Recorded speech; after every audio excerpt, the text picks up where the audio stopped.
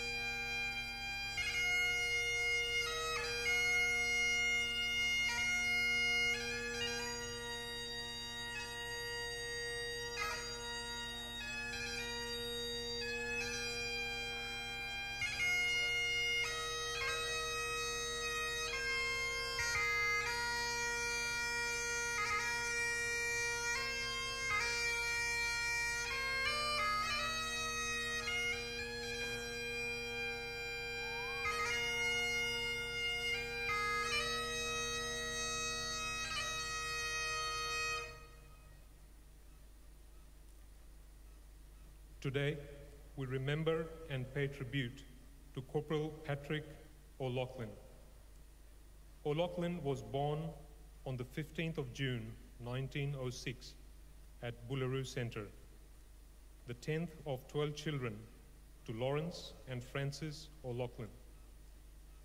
Patrick's father was a farmer and member of the Parliament of South Australia, holding a variety of roles from Speaker of the House of Assembly to Commissioner of Crown Lands and Immigration and Minister of Agriculture. Nicknamed Paddy, young Patrick O'Loughlin attended Christian Brothers College in Adelaide before returning to Pinaroo in the Murray-Mallee region of South Australia, working with his elder brothers who were establishing their own farms. He later took up land at Gorai with his younger brother, Gerald. O'Loughlin enlisted in the Australian Imperial Force on the 2nd of July, 1940, and began initial training at Woodside. Towards the end of October, he took 8 days of pre-embarkment leave, returning to Pinaroo to farewell his family. On the 18th of November, Private O'Loughlin embarked on the troop ship Stratheden with the 2nd 48th Battalion, bound for the Middle East. He was appointed acting Lance Corporal during the trip, arriving in Palestine in mid-December. In early 1941, the 9th Division, of which O'Loughlin's battalion was part, moved to Cyrenaica to complete its training. Despite the successes of the British offensive at the start of the year, the 9th Division fell back to Tobruk after the German-led counterattack. The 2nd 48th entered Tobruk's defenses in early April to help hold the fortress for the next 8 months. On the 14th of April, Easter Monday, the battalion helped defeat the Axis assault on Tobruk, and over the next 2 days, its patrols captured nearly 800 officers and men. Almost the entire 1st Battalion of the Italian 62nd Trento Regiment. O'Loughlin was promoted to acting corporal in August. He was confirmed in that rank in January 1942 after his battalion was withdrawn from Tobruk and sent to Palestine and Syria for rest and garrison duties. By July 1942, German and Italian forces had reached El Alamein in Egypt, about 100 kilometers from Alexandria. The war in North Africa had become critical. The 9th Division was rushed to the Alamein area and held the northern sector for almost 4 months as the British 8th Army was reinforced for an offensive under a new commander. Orders for the first main attack were issued on the 7th July. The 26th Brigade would advance along the coast and capture the feature known as Tel Elisi in order to create a wedge between the Germans and the sea. Attacking just before dawn on 10 July, the 2nd 48th took its first objectives and captured about 400 prisoners. Tel Elisa was captured the following morning. The Australians spent the next few days fighting off heavy counterattacks before fighting spread to other parts of the front, continuing for the rest of the month. Alamein was a great, although bloody, success for the Allies. Between July and November 1942, the Australian 9th Division suffered almost 6,000 casualties, but they had played a crucial role in stopping Rommel's drive into Egypt. It was during the bitter fighting at Tel Elisa on the 22nd of July that Corporal Patrick O'Loughlin was killed in action. He was buried nearby, and after the war was reburied in El Alamein War Cemetery. He was 36-year-old. His name is listed on the Roll of Honor on my left among almost 40,000 Australians who died while serving in the Second World War. His photographs is displayed today beside the pool of reflection. This is but one of the many stories of service and sacrifice told here at the Australian War Memorial. We now remember Corporal Patrick O'Loughlin, who gave his life for us, for our freedoms, and in the hope of a better world.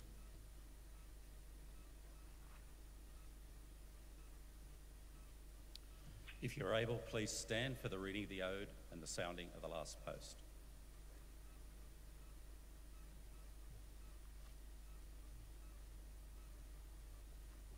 They shall grow not old, as we that are left grow old. Age shall not weary them, nor the years condemn. With the going down of the sun, and in the morning, we will remember them. We will remember them.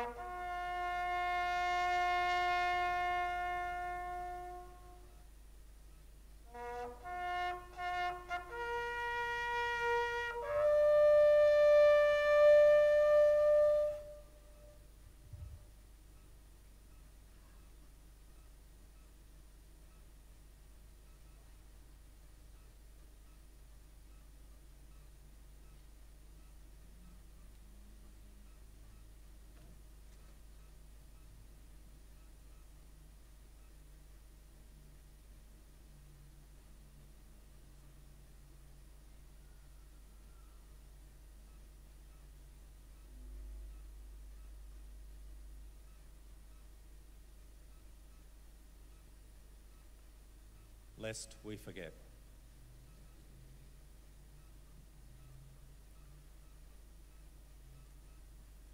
We leave you this evening with the words of the memorial's founder, Charles Bean.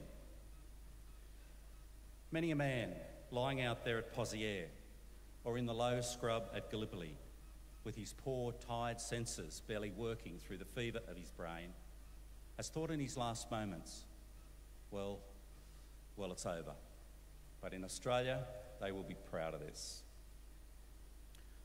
Ladies and gentlemen, girls and boys, that concludes this evening's last post ceremony. Before it rains, I suggest you please feel free to visit the poppy display in the grounds as you leave. You may also like to indulge in some refreshments at Poppy's. They're open till 9 a.m. this evening. And perhaps join us back here in the commemorative area at 6:30, where we have late night opening until 10 p.m. tonight. So we thank you for visiting the Australian War Memorial and wish you all a very good evening. Thank you.